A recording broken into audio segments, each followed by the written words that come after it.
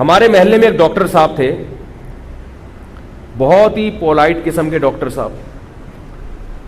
تو اب کیا تھا, وہ ہارٹ اسپیشلسٹ بھی تھے.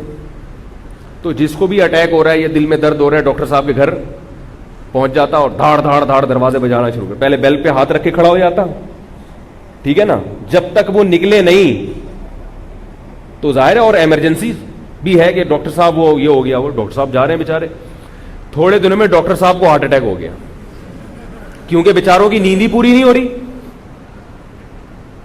بھائی جب ڈاکٹر کو بھی تو نیند کی ضرورت ہے نا, وہ کوئی ربڑ کا بنا ہوا تھوڑی ہے, چاہے کتنا بڑا ہارٹ اسپیشلسٹ ہو, لیکن اس کو بھی سونا ہے, جو سارے اس کی بھی ترتیب چلے گی.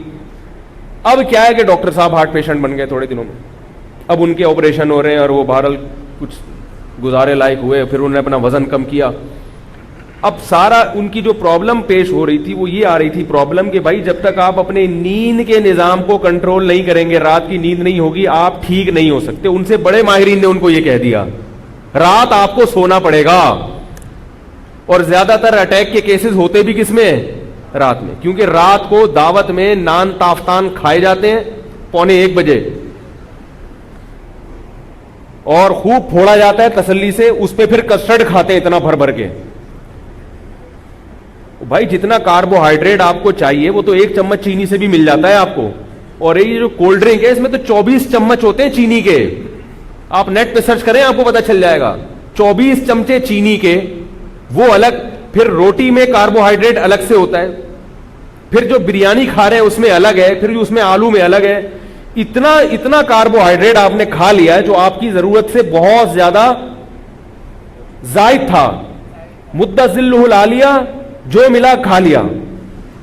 کہتے ہیں نا دامت برکاتہم العالیہ, جو ملا کھا لیا. اب اتنا کچھ کھانے کے بعد پھر کسٹرڈ بھی کھایا, پھر یہ بھی کھایا, پھر وہ بھی کھایا, پھر بوتل بھی پی, اور اب اس کے بعد 1 گھنٹہ کم از کم واک کرنی چاہیے تھی. آ کے سو گئے, ایسا سوئے کہ صبح پولیس سے بھی نہیں اٹھے. پھر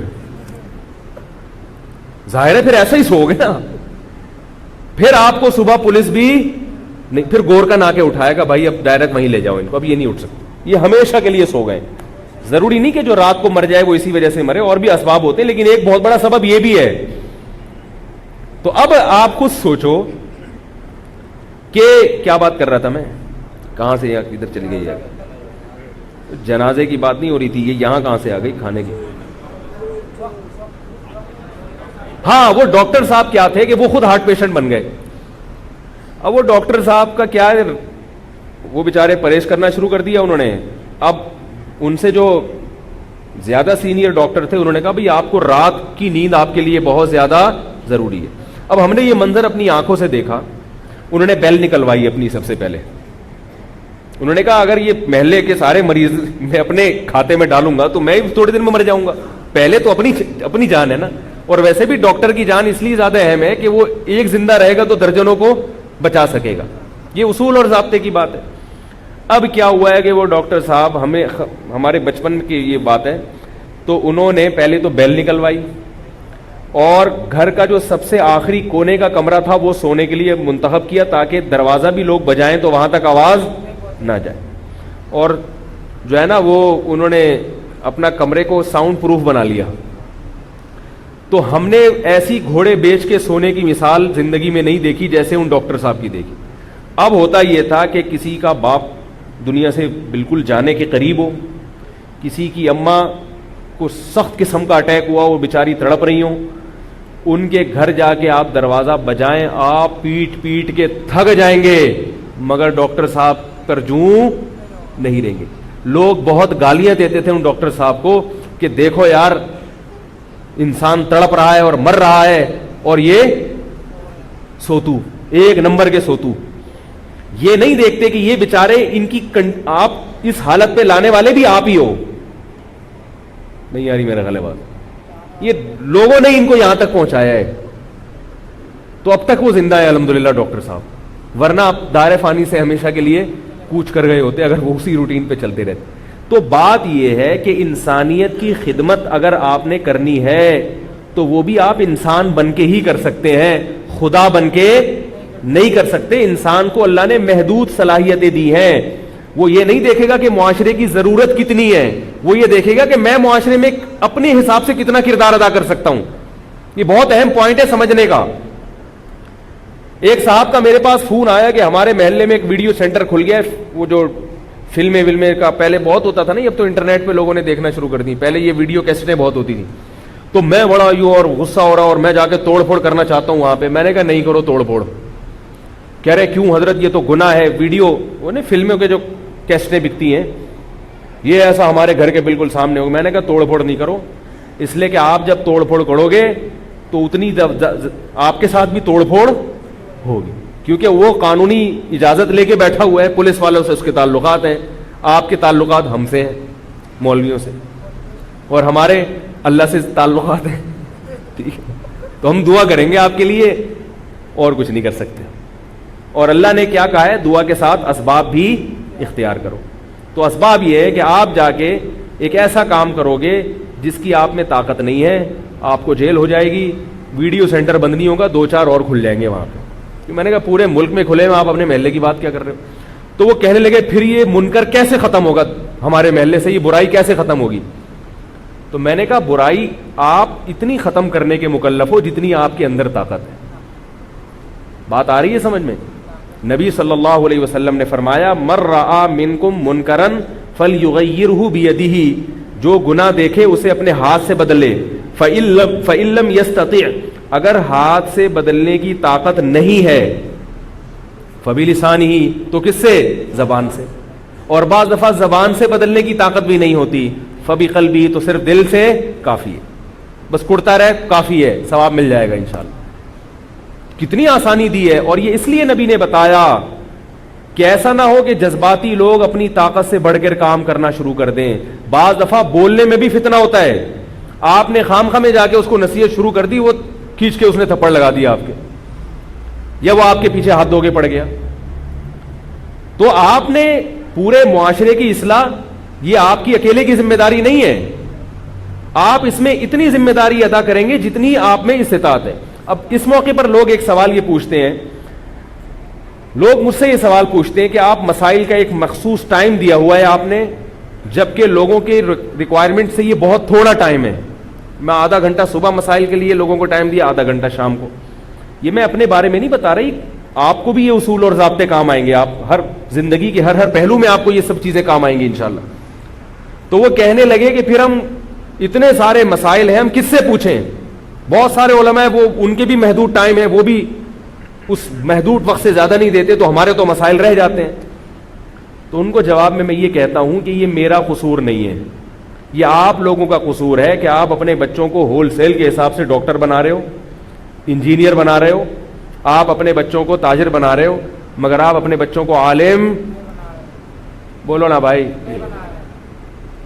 ڈاکٹر آپ کو اتنے ملیں گے ہر محلے میں کہ, اور ہر بندہ ڈاکٹر, لڑکیاں بھی لڑکے بھی سب ڈاکٹر بننے کی کوشش.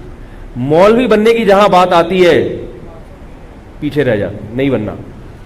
اور اگر بننا بھی ہے تو اس بچے کو بننا ہے, پہلے تو دیکھتے ہیں شکل سب سے زیادہ جو عجیب سا ہو نا بالکل, ٹھیک ہے نا, خوبصورت بچے کو نہیں بنائیں گے, بولیں گے یار یہ اس پہ یہ آرمی میں یہ جو ہے نا کرنل سوٹ کرے گا, اس یہ کرنل کے روپ میں اچھا لگے گا, قد بھی ماشاءاللہ اس کا نکل رہا ہے, ناک بھی کھڑی ناک ہے, اور یہ والا. جو بچہ بالکل عجیب سا ہو, کسی کام کا نہیں ہو, یار اس کو مدرسے میں ڈالو یار. پھر ظاہر ہے جب وہ کسی کام کا نہیں تھا تو وہ مولوی بنتا ہے تو وہ مسائل بھی نہیں بتاتا, بتاتا بھی ہے تو غلط بتانا شروع کر دیتا ہے. میں ایک مسجد میں جمعہ پڑھنے گیا تو ایک مولوی صاحب بیٹھے ہوئے وہاں پہ, وہ بیان کیا کر رہے ہیں کہ شیطان جہنم میں جائے گا تو وہ بڑا, یعنی جو لوگ جہنم میں جائیں گے شیطان کے ساتھ, شیطان ان پہ طنز کرے گا کہ دیکھو تم نے میری بات مانی اور تم یہاں آ گئے, یہاں تک تو ٹھیک ہے. آگے کہہ رہے ہیں اور شیطان پہ تو جہنم کی آگ اثر ہی نہیں کر رہی ہوگی کیونکہ وہ تو خود آگ سے بنا ہوا ہے. ہم نے کہا یار یہ جو رپورٹ انہوں نے پیش کی ہے شیطان کے بارے میں, ایسی رپورٹ ہم نے اس سے پہلے سنی نہیں, نئی رپورٹ آئی ہے. یہ تو انجینئر صاحب کی بھی ایسی کوئی رپورٹ ابھی تک نہیں آئی ہے, تو زیادہ ہی رپورٹ ہو گئی. اور اس قسم کی 2-3 انہوں نے اتنی بڑی بڑی ماشاءاللہ مارکیٹ میں لائے کہ ہمارے لیے ان کو لپیٹنا، یہ لپیٹنا اس لیے کہ ہمارے ایک ٹیچر تھے 9th کلاس میں، بہت بڑے سائنٹسٹ سمجھے جاتے تھے وہ، تو ان کو شوق تھا اپنی تعریفیں کرنے کا بہت زیادہ. وہ پڑھاتے کم تھے، اپنی تعریفوں میں زیادہ ٹائم لگاتے تھے. میں یہ پڑھا ہوں، میں نے یہاں سے ڈگری حاصل کی، میں یوں میں. تو اب اسٹوڈنٹس جو تھے وہ تنگ آ گئے نا تعریفیں. بچے تو آپ کو پتہ ہے آج کل کیسے ہوتے ہیں، ہمارے دور کے بچے بھی بڑے ہوشیار ہوا کرتے تھے. تو اب کیا ہوتا تھا کہ جب وہ روزانہ آ کے 15 منٹ اپنی تعریفوں کے پول باندھتے تو شروع میں تو جو اسٹوڈنٹس تھے وہ خوش ہوتے ماشاءاللہ سر بہت زبردست. اس کے بعد بچے تھکنا شروع ہو گئے کہ یار یہ پڑھائی میں کم توجہ دیتے ہیں اور اپنی تعریفیں. تو پھر ایک دن میں نے 2-3 لڑکوں کو دیکھا وہ بیٹھ کے ایسے ایسے کر رہے ہیں. وہ جو ٹیچر تھے وہ تقریر کر رہے تھے اور یہ بیٹھ کے کیا کر رہے تھے، جیسے مانجا نہیں لپیٹا جاتا پتنگ اڑاتے ہیں جو مانجا ویسے. میں نے جا کے ان سے پوچھا، میں نے کہ کیا کر رہے ہیں؟ لپیٹ رہے ہیں. کہہ رہی ہیں استاذ ہیں چھوڑ رہے ہیں اور ہم کیا کر رہے ہیں؟ لپیٹ رہے ہیں. کہہ رہے ہیں اب ہم نے سننا چھوڑ دیا، اب لپیٹنا شروع. تو مجھے بھی خیال آیا کہ یہ قاری صاحب جو بیان کر رہے ہیں یہ کیا کر رہے ہیں. تو ایسے اب کیا ہوا کہ الحمدللہ پڑھے لکھے علماء بھی بہت ہیں، مگر ایسے بھی بیچارے فارغ ترین مولوی بھی بہت مارکیٹ میں آ گئے، کیونکہ ماں باپ نے سب سے نکما بچہ، ایک صاحب نے مجھے اپنا بچہ دکھایا، سب بچوں میں سب سے عجیب سا تھا وہ. تو انہوں نے کہا یہ شکل سے مولوی لگ رہا ہے کہ نہیں لگ رہا؟ میں نے کہا کیا مطلب؟ کہہ رہے میں اس کو مولوی بناؤں گا. مجھے کہنے لگے میں اس کو کیا بناؤں گا؟ مولوی. کہہ رہے ابھی سے مولوی لگ رہا ہے، اس کو میں نے ابھی سے فیصلہ کر لیا کہ کیا بناؤں گا. میں نے کہا اللہ کے بندے وہ جو زیادہ خوبصورت ہے نا بڑا والا اس کو بنا. کہہ رہے نہیں یار وہ نہیں بناؤں. تو ہمارے پاس ہر قسم کے کیس آتے ہیں. تو اب جب بتاؤ کہ شہری لوگ وہ اپنے بچوں کو عالم مفتی نہیں بنائیں گے، استعداد والا نہیں بنائیں گے، تو پھر یہ تو نہیں کہ ایک ہی مفتی پہ سارا بوجھ ڈال دیا جائے، اس کو خرکار کا گدھا بنا دیا جائے. ہر آدمی آ رہا ہے صبح شام دروازہ بجا رہا ہے مفتی صاحب، اور بچے آ رہے ہیں ابو انکل آئے ہیں بلانے کے لیے آپ کو. تو اس کا حل یہ ہے کہ بھائی پروڈکٹ کو بڑھا دو، مصنوعات اپنی بڑھا دو، زیادہ بچوں کو عالم بناؤ.